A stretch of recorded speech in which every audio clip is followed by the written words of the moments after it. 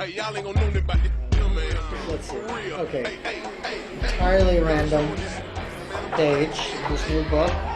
Here we go. Ah, good. Wow. All right. Shall I read? You shall. 01, 02, 03, 04, 05, 06, 07, 08, 09, 010, 011, 0012, 0013, 0014, 0015, 0016, 0017, 0018, 0019, 0020, 0021, 0022, 0023, 0024, 0025, 0026,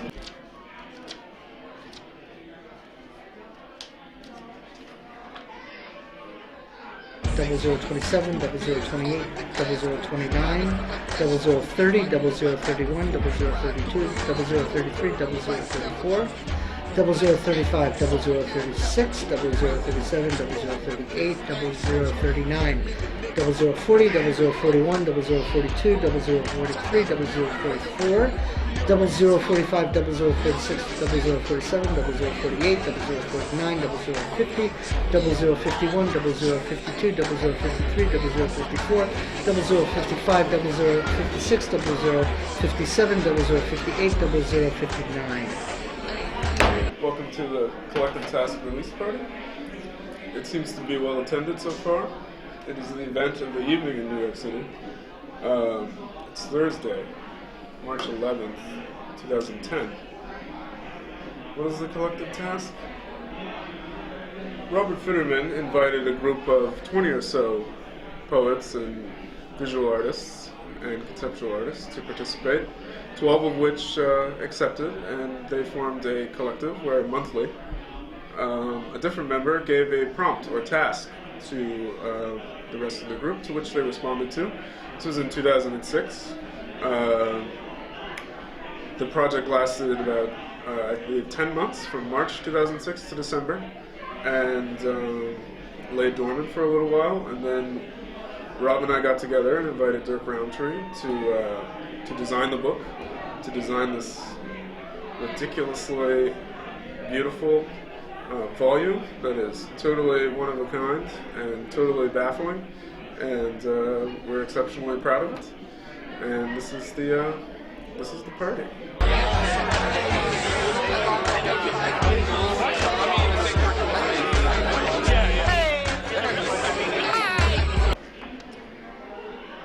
Rod Smith. Ochre yo to obtain exactitude. A substituted herb splash she devoted to, from childhood, atmospherization. I like it vertical to infinity, SoCal's a landscapism of the cubist overleaf. Drop your right ear in fault tone, imp. Carnivore of the mechanical sample. In us, by us, and analogs. It seemed like a sort of like procedural task that was more embedded in present day, or very overtly embedded in present day. And really wanted Dirk. I knew deep down that inviting Dirk would mean that he was becoming part of the collective task, which was terrific, and really wanted to offer him the possibility to do whatever he wanted to do.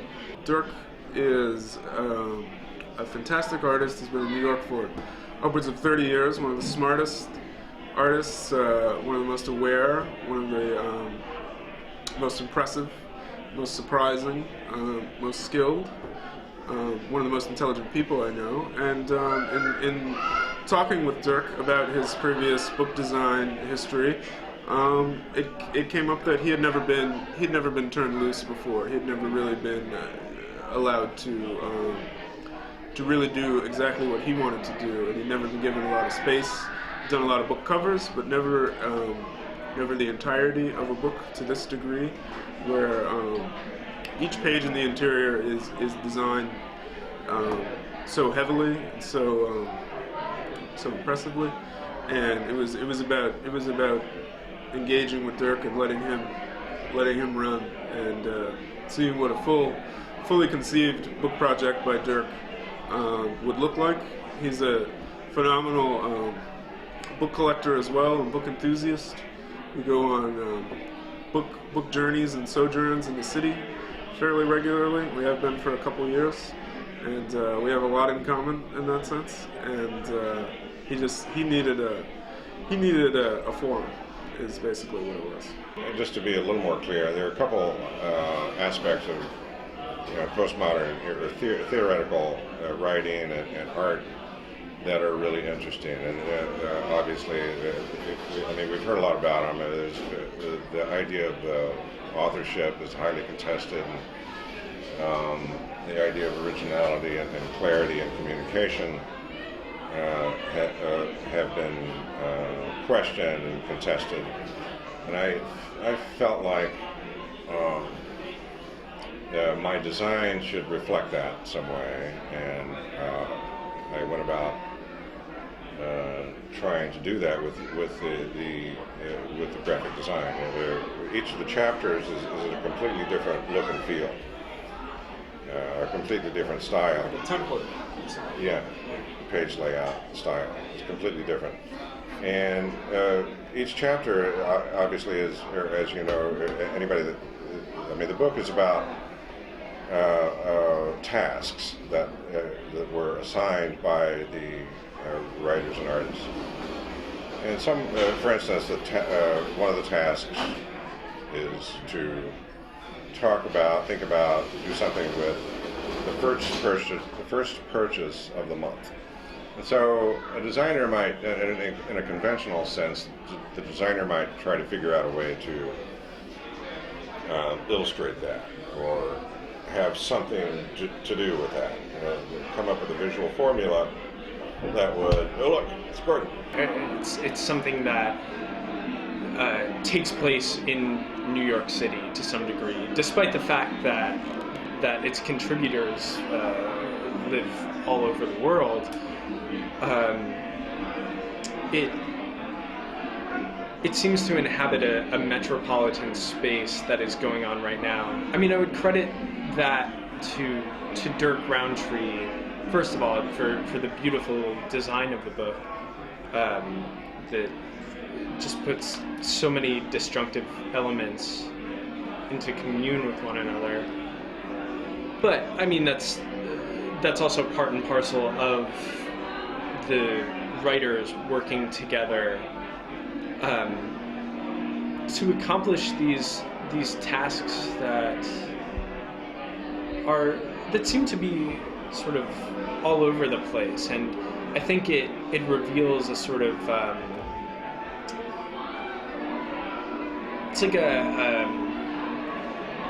procedural gesture that these things can happen within collectives, whereby we influence one another or inspire one another to take on some task, and those can yield ideas that one would have never come up with on his or her own.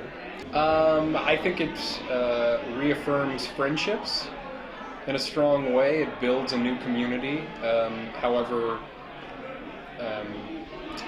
temporary.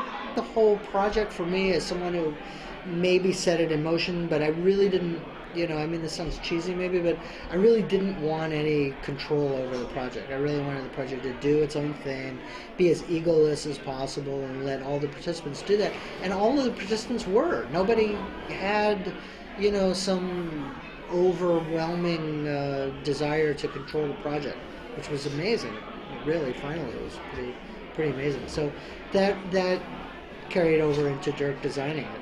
So do what you want, And if Patrick was willing to publish it, then we really had a pretty open field to play with. Patrick didn't give me one. They're $40. Where's the flaps? There's no flaps. There's no copy. I don't know what the fuck this book is about. Why isn't it hardback? That's what I want to know. Hardback will last longer. And will be harder to read. Because one of the things that I was really interested in, and that I think happened in this book, is to start to think about challenging our ideas of readership and the way we read these. There's a whole range. Some of these read like very dense poetry texts. Some of them read as sort of conceptual, heavy text documents that one would not expect to read closely. And then there's all this visual information that one has to read very differently. Some of it is original, a lot of it is just ripped from the internet. So there's a very different, I think when you read it, if you read it closely, I think there's a really different relationship to how one reads, some kind of challenge to how one reads, that I sort of expected by the participants that are involved. There's the philosophy of design is supposed to be invisible and sort of let the work speak for itself, but this is the total opposite. Right. Yeah, and I reject the idea of invisibility in design altogether. Typography in design, there is no invisibility. It's like a myth, like an urban legend of some sort that corporate design associates itself with. And I do dispute that, and I wanted to exercise that opposition to my opposition to that idea.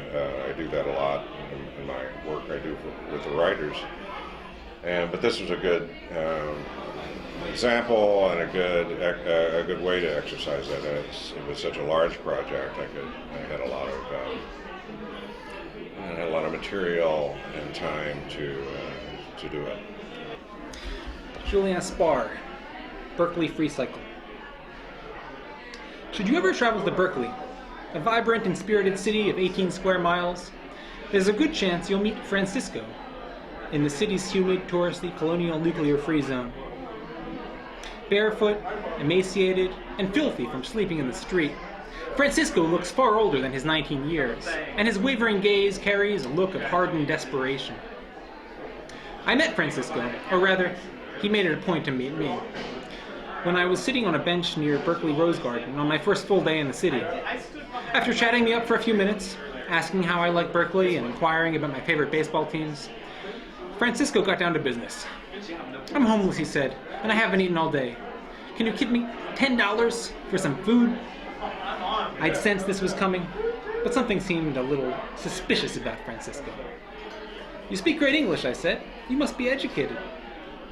I'm not educated, he said. Not really. I lived with my uncle in Jersey for a couple of years, but they made me leave New Jersey after 9/11, and it's hard to find work here in Berkeley. Please, $10 is nothing for you. It's not even $3. This was true enough, and it was obvious that Francisco had indeed been sleeping in the street. But I'd never been comfortable handing out money to strangers. I haven't had lunch yet, I said. Come to the restaurant and eat with me. Sabine Herrmann. So go, did you know? Did you know That Collective Task. Collective Task is a book featuring Tim Davis, Monica De La Torre, Stacy Doris, Robert Fitterman, Sabine Herrmann. Herrmann. Do you want to read these? No, I'm sorry. Klaus Killisch. I'm killing it. You're killing it, man. Killing it. Carol. That's tough. That's hard. Mirakove. Mirakove. Yedda who? Yoda. Oh, that's Yeti. impressive. Yedda Morrison. Whoa. Kim Rosenfield. Lisa Sanditz. Rhodes Smith. Juliana Spahr. Good book. This is a great book. Buy it You really should. and download it for free. Is it on Lulu? It's on Napster. Collective Task, published by Lulu. Napster. Cut.